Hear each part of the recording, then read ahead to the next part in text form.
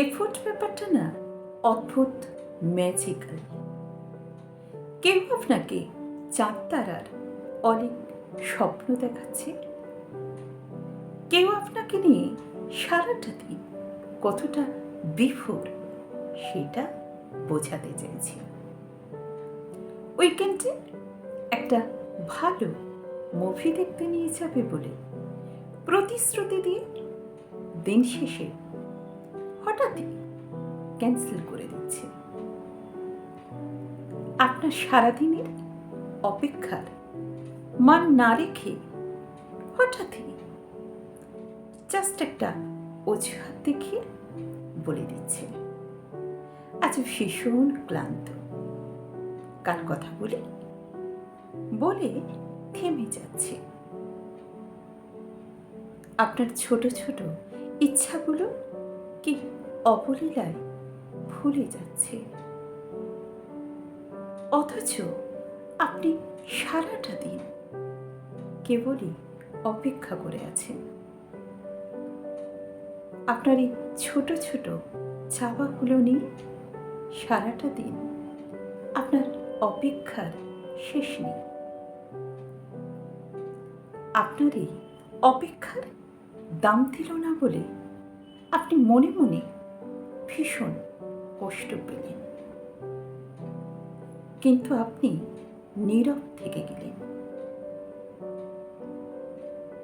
অপরদিকে কেউ একজন দিনের মধ্যে জাস্ট ৮ ঘন্টা সময় বার করে নিয়ে তার হাতে করে বই নিয়ে যাওয়া কাঠগোলাপটি আপনার কানের পাশে গুঁজে দিয়ে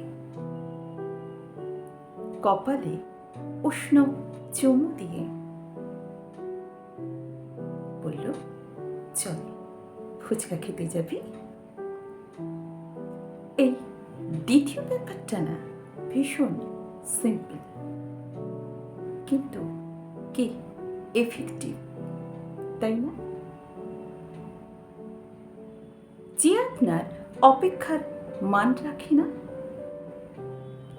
যে আপনার প্রিয় ফুল কি সেটা যে জানে না, যে আপনার পছন্দের খাবার কোনটা যেটা সে জানে না, যে আপনার চোখের দিকে তাকিয়ে আপনার মনের ভিতরে জমানো কষ্টগুলো টের পায় না, আপনার গায়ে উষ্ণ হাত ঠেকিয়ে আপনার মনের ভিতরে চাই চাই জমে থাকা কষ্টের বরফগুলো যে নিমেষে গলিয়ে দিতে পারে না,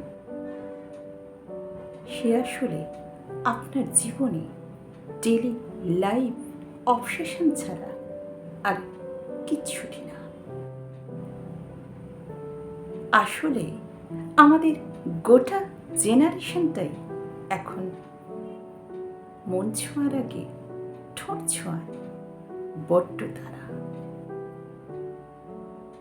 মিনিমাম এফোর্টটুকু দিয়ে মানিয়ে নেয়ার তীব্র অনীহা, কিন্তু এই সামান্য এফোর্টটুকু পেলেই হয়তো একটা সম্পর্ক আরো সুন্দর ও সুষ্ঠু হতে পারত।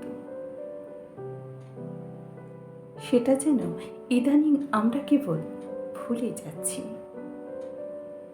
তাই একটা সময়ের পর বিচ্ছেদের সুর বুনতে বুনতে থেকে যাওয়ার গান যেন আমরা গাইতে ভুলে যাচ্ছি। এফোর্ট ব্যাপারটা কি এফেক্টিভ, তাই না?